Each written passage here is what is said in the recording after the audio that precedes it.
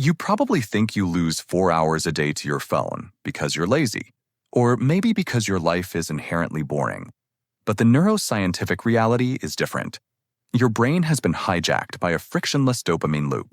This system tricks you into mistaking synthetic comfort for biological joy. This happens because the brain functions as an efficiency machine. It is biologically programmed to seek the highest possible dopamine reward for the lowest possible caloric effort. Social media apps capitalize on this through low-friction consumption. Within milliseconds, without you moving a single muscle, your brain is flooded with novel colors, information, and microhits of social validation.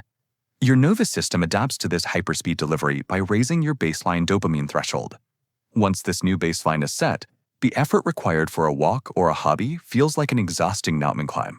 Real life has friction. It requires putting on shoes, braving the weather, and navigating the physical world. The frictionless comfort of the screen acts as a mental anesthetic. You don't leave a 3-hour doom scroll feeling recharged. You leave it feeling hollow, lethargic, and disconnected from your own existence. Relying on willpower to put the phone away is a losing strategy.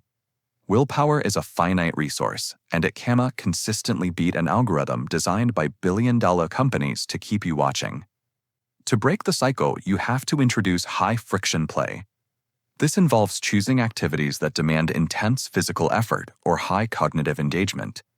Think of the effort a child exerts building a fort out of cushions. The blankets keep falling and the structure is unstable, but that specific resistance is what makes the experience engaging. Complex tasks, like learning a new recipe or balancing on a skateboard, force your brain to synchronize with your body. This level of cognitive demand pulls you into the present. When your brain is fully occupied by the immediate requirements of a physical task, it has very little bandwidth left to crave a digital feed. This high-friction engagement changes how you perceive time. 3 hours on a screen can vanish in minutes, yet one day in a new city often feels like a week. This happens because the brain measures the passage of time by the volume of novel information it processes. When you sit in the same spot staring at the same glowing rectangle, your brain stops recording distinct memories. It essentially hits fast forward on your life. You can stretch time back out by injecting micro-novelty into your day. This means forcing your brain to process new environments, different locking words, or unfamiliar tactile textures. Processing these new environments wakes up your nervous system. By replacing passive consumption with active experience, you slow down your perception of time and make your days feel significantly longer. Reclaiming your reality requires a shift in strategy. You have to stop fighting the phone and start competing with it. This means intentionally designing your evenings from maximum engagement rather than maximum relaxation.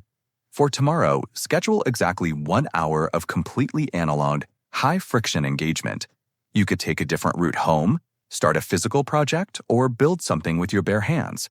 Try going to a park without headphones and simply listen to the complex, unpredictable sounds of the real world.